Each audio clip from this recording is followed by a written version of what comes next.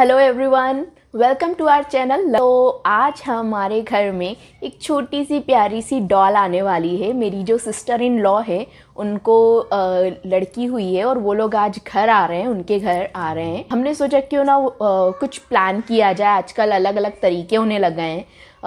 Balloons से सजाया जाता है पूरे घर को, केक कटिंग होती है, बहुत सारी चीज़ें होती है अलग अलग। तो हमने सोचा इसी तरह उनका भी कोई छोटा सा ही सही बट हाँ वेलकम हम प्लान करें। तो कुछ वेंडर्स से बातें की हैं जो इस तरह का पूरा डेकोरेशन करते हैं। तो उन लोगों ने कुछ सैम्पल्स भेजे हैं, उनमें से मुझे एक दो अच्छे लगे हैं। वो सैम्पल्स मैं आपको बता देती हूँ कि किस तरह के सैम्पल्स भेजे हैं उन्होंने और किस तरह का डेकोरेशन वो करेंगे। तो मैंने सोचा कि जब इतना सब कर ही रहे हैं तो आप लोगों के साथ शेयर करें हमारी ये खुशी। तो आपको भी अगर अगली बार अगर आपके घर में कुछ ऐसा होता है तो आप भी कर सके इस तरह का कुछ प्लान। तो मैं आपको पूरा डेकोरेशन भी दिखाऊंगी कि किस तरह का डेकोरेशन हुआ, उसका टोटल चार्ज कितना रहा, वो सारी चीज़ें। तो चलिए स्टार्ट करते हैं।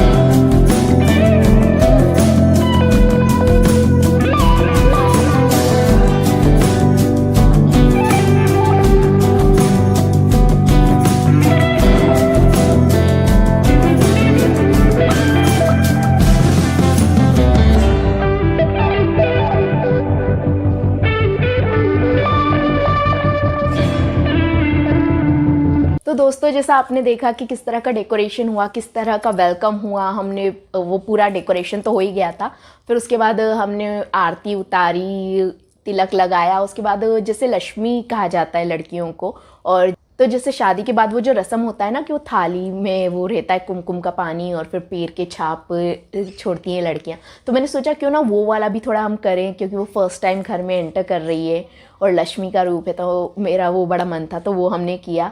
प्रॉपर नहीं आए क्योंकि बहुत छोटी और ऊपर से वो सो भी रही थी। थैंक गॉड सो रही थी, अदरवाइज शायद जगी रहती तो इतना नहीं हो पाता। बट वो सो रही थी और उसके पैर प्रॉपर अच्छे से आ नहीं रहे थे, बट फिर भी बहुत क्यूट इंप्रेशन आए ऐसे से थोड़े। हाँ वो सब हुआ। उसके बाद फिर हम पूरा वेलकम हुआ, केक कटिंग हुई। तो 2 केक थे, वो दोनों केक कट हुए और सब हुआ। बहुत अच्छा लगा हमें भी उन्हें भी।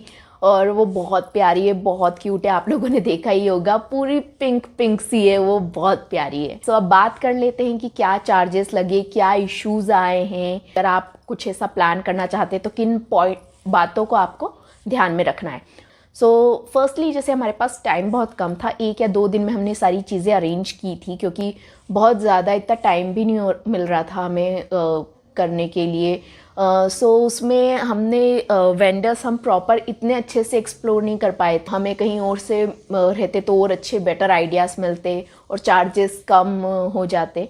तो फर्स्ट थिंग। सेकेंड थिंग जो बहुत बड़ा इशू हुआ वो ये था कि उन्होंने 2 बजे का टाइम दिया था कि वो आके डेकोरेट करेंगे, और यहाँ पे इन लोगों के 4 बजे के आने का टाइम था। अब वो 2:30 बज गए और वो लोग आए ही नहीं। हम लोगों ने कॉल करते रहे, वो लोग बोल रहे हैं हम आ रहे हैं आ रहे हैं आ रहे हैं। तो फिर वो लोग 3 बजे तक आए और आधे घंटे में उन्होंने पूरा 1 घंटे में उन्होंने पूरा डेकोरेशन करा। वो तो अच्छा हुआ कि क्योंकि हॉस्पिटल में उनको काफ़ी टाइम लग गया, तो वो आते आते उनको 5 साढ़े 5 हो गए थे। तो इतना इशू नहीं रहा। बट हाँ, ये चीज़ आप पहले ही क्लियर कर लीजिएगा जब भी कोई डेकोरेशन के लिए अगर आ रहा है, कि टाइम से पहले ही आए और उसी टाइम पे आए। आप इवन हमने 2 घंटे का गैप रखा था कि 2 घंटे का रहेगा, बट आप 3-4 घंटे पहले ही करवा लीजिए, ताकि फिर बाद में ऐसा कुछ इशू ना आए। ठीक है, सो ये दूसरी चीज़। तीसरी चीज़ कि उन लोगों ने जो भेजे हैं उसमें वो हमने कुछ कुछ चीज़ें हटवाई थी कि ये चीज़ नहीं करनी, वो ठीक है। बट अगर हम जैसे फॉर एग्जांपल बलून्स उन्होंने लगाए, अगर मुझे लग रहा है कि ये वाली दीवार पे थोड़े बलून्स और हो जाने चाहिए थे, या ये वाली जगह थोड़ी खाली दिख रही है, ऑब्वियस उनके पास इतने सारे बलून्स हैं, तो अगर हम थोड़ा बहुत उन्हें कर दे तो वो इतनी आसानी से नहीं करते, तो वो थोड़ा इशू आ जाता है। तो आप पहले ही उन्हें बोल दीजिएगा कि बलून्स अच्छे से रहें और थोड़ा बहुत बलून्स थोड़े से ज़्यादा लेके आएँ, ताकि अगर आपको लग रहा है कि नहीं यार, क्योंकि वो अपने हिसाब से बलून्स ले आएंगे, हमें पता है हमारे घर में कितना एरिया है और कहाँ ज़्यादा लग सकता है, कहाँ कम लग सकता है, तो वो उनको पहले ही आप बोल के रखिए कि उसमें थोड़े एक्स्ट्रा बलून्स आप पहले ही करके रखिए। मेरे पास बलून्स एक्स्ट्रा थे हमारे पास, सो मैंने उसमें से दे दिए थे कि आप ये 2-4 अलग से करके पूरा बलून्स लगवा दीजिए, अदरवाइज़ वो लोग एक्स्ट्रा में कुछ भी नहीं लाए थे। ऐसे ही छोटे मोटे और भी थोड़े बहुत इश्यूज़ थे, पर मेनली ये इश्यूज़ आए थे, जो आप भी ध्यान रखिएगा अगर आप पहली बार करवाते हैं किसी से। तो अब चार्जेस की बात कर लेते हैं। तो ये जो पूरा डेकोरेशन आपने देखा वो हुआ था 4,500 में, 4,500 रुपीज़ में ये पूरा चार्जेस इंक्लूड था। इसमें डेकोरेशन का पूरा काम, वो फ्लावर और वो बलून्स सब कुछ वो खुद लेके आए थे।